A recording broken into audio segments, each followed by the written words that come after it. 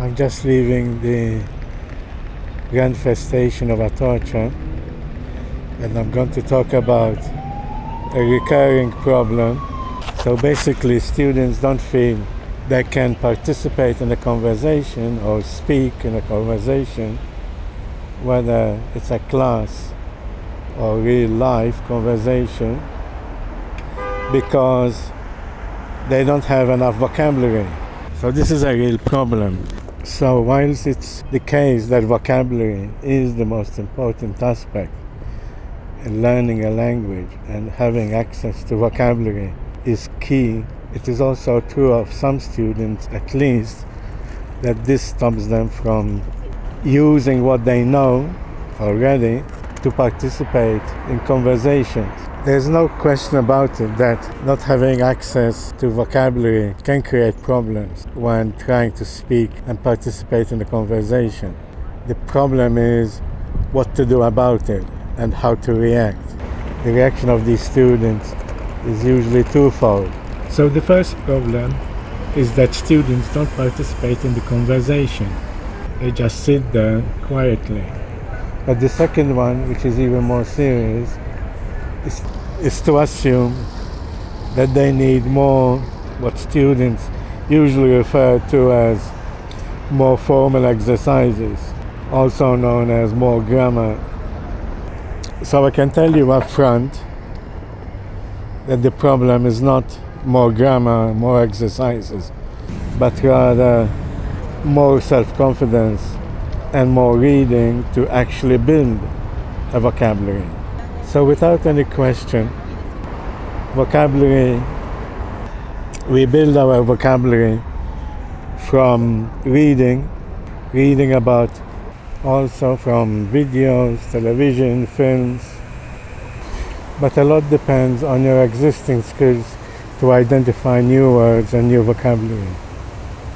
As far as building confidence, self-confidence is concerned, there's only one way to build self-confidence, and that's to actually practice speaking.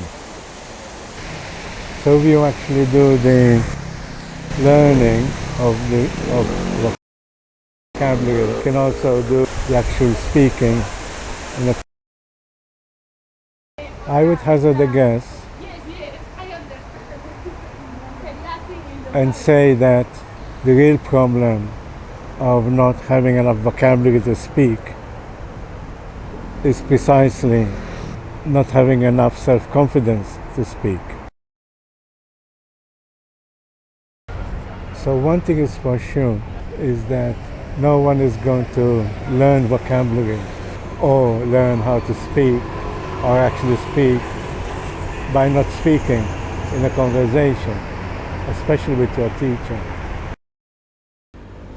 So the other main issue, which I haven't spoken about yet, is the problem of knowing vocabulary, knowing how to speak, knowing what to say. So let's be clear about one thing. Not knowing a word is different from not remembering a word.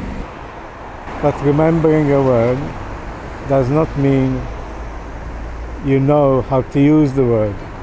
So by knowing a word, I mean knowing how to use the word correctly and not remembering a word. So what this means is that we don't know a word unless we actually speak and try to speak. One of the techniques used in class is to pre-teach vocabulary when reading a text. So that building there in the middle is the Casa Encendida. We're in the Ronda de Valencia, and that's the entrance to the Casa Encendida, and it's a cultural center. The reasons why I don't like pre-teaching vocabulary is because it's not clear whether the student has learned how to use the word or whether they're just remembering the word and they're using it correctly for the exercise. The other reason why I don't like pre-teaching vocabulary is because in real life nobody is going to pre-teach you anything. You just have to discover and organize and sort out things for yourself. You might feel good about the class and you might feel good about the teacher, but you're not learning anything useful. I'm approaching Embajadores, there at the background, behind the bus. I have left the most important aspect of having to speak in class is that the vocabulary you think you know might not be the case. It's only in class, only in conversation. So actually in a real conversation, can we discover whether a student actually knows how to use a word correctly or whether they have the wrong idea of the meaning and use of the word. So getting things wrong is more serious than not knowing things. And getting things wrong because you have an impression, an idea that what you're doing wrong is the case, is what it should be, is even worse.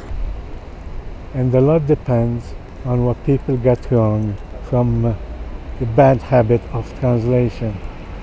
Trying to translate words which of course have no connection with English or the meaning of the words you're trying to use. So this is Lawrence from Embajadores. Goodbye and thank you.